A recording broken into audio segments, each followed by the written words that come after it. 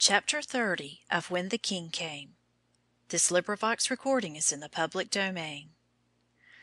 the King Came. Stories from the Four Gospels by George Hodges. Chapter 30. The King in His Beauty.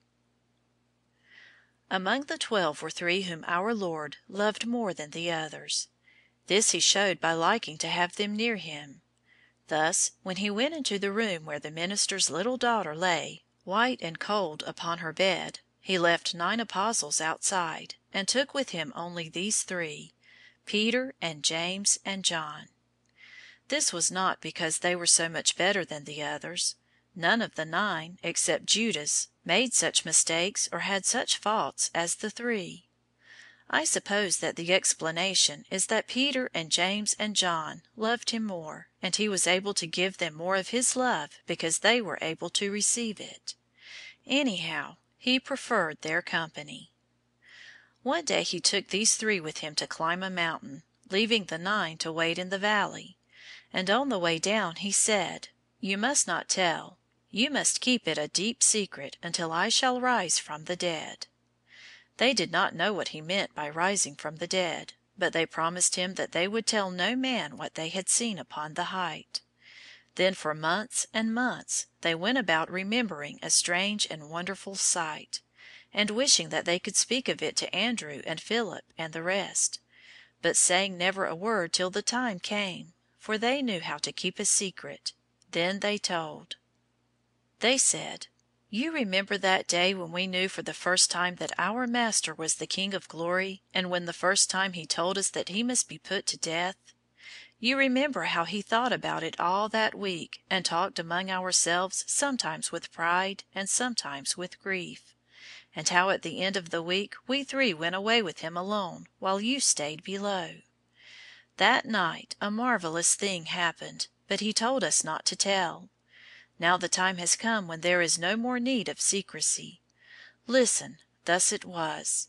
And they spoke, while the others sat about them with open ears and eyes. It was towards the end of the day, when our Lord and the 3 began to ascend the mountain. As they were going up, the sun was going down, and the shadows deepened on their path, and the stars came out. And below, when they came to a clear place and could look off, the lights of the scattered farmhouses, like other stars, were shining in the dark. Presently they stopped, and were silent in the solemn stillness, and our Lord began to pray. It was for this he had brought them apart upon the mountain, that they might feel the presence of God, and pray. He liked to pray in lonely places. Sometimes, as when he was at Capernaum, he rose very early in the morning and went to the shore of the lake, and there walked, looking at the sky and at the ground, with holy thoughts in his heart. Once he told his disciples that it was a good plan, when they prayed, to shut the door. Some of the Pharisees had a way of saying their prayers standing on the corner of the street, folding their hands and lifting their eyes to heaven, so that people who passed by should say, "See that good man!" Our Lord did not approve of that. He greatly disliked every form of showing off.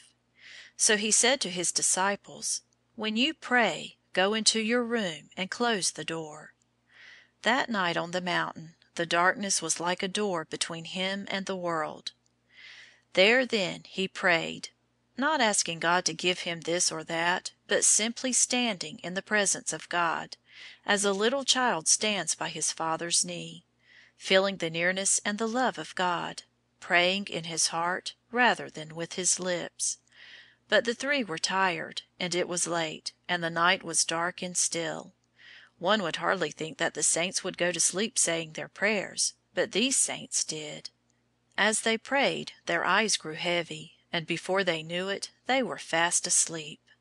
How long they slept they did not know, but suddenly, in the midst of their dreams, they saw a light. They opened their eyes, heavy with sleep, and there was our Lord still praying. But now his clothes were shining with a dazzling whiteness, like the clouds on a bright day, and his face was like the sun when it looks down at noon. There he stood, the King of Glory indeed, no longer dressed like a carpenter, but clad in radiant garments like the angels, with the glory of heaven reflected in his eyes. And there were two men with him. How Peter and John and James knew them I cannot tell, unless it was by hearing how our Lord addressed them. For they had not come up from the valley, but down from the sky, having died hundreds and hundreds of years before. One was Moses, who met God on Mount Sinai and brought down the 10 Commandments. The other was Elijah, who prayed to God on Mount Carmel, and was wonderfully answered with lightning and rain. Our Lord stood between these two great men, and they talked together, and the 3 disciples, half asleep and half awake, heard dimly that the subject of their conversation was our Lord's approaching dreadful death, of which he had spoken a week before. Indeed, it was as if the words which he had then uttered were now wonderfully acted out. The Son of the living God in his divine glory speaking of the cross. And when the heavenly visitants made as if they would return to that blessed paradise whence they had come, Peter started up, in his impulsive way, as if to detain them.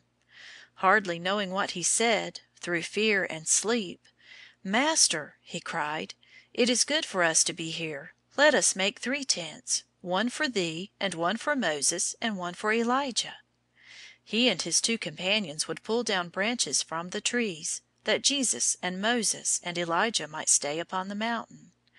But as he was speaking there came a swift and blinding cloud, like a sudden fog blown in from the sea, and the disciples were filled with fear, and fell upon the ground, covering their faces with their hands. And out of the cloud came a voice, such as had spoken at our Lord's baptism, saying, "This is my beloved Son, hear him." And Jesus came and touched them, saying, "Arise, be not afraid." And when they looked up, it was dark night again, with the stars shining, and they saw no man any more, save Jesus only, with themselves. Then the next day as they went down, he told them not to tell, and they kept it in their hearts, remembering how they had seen his glory, the glory of the Son of God. End of chapter 30.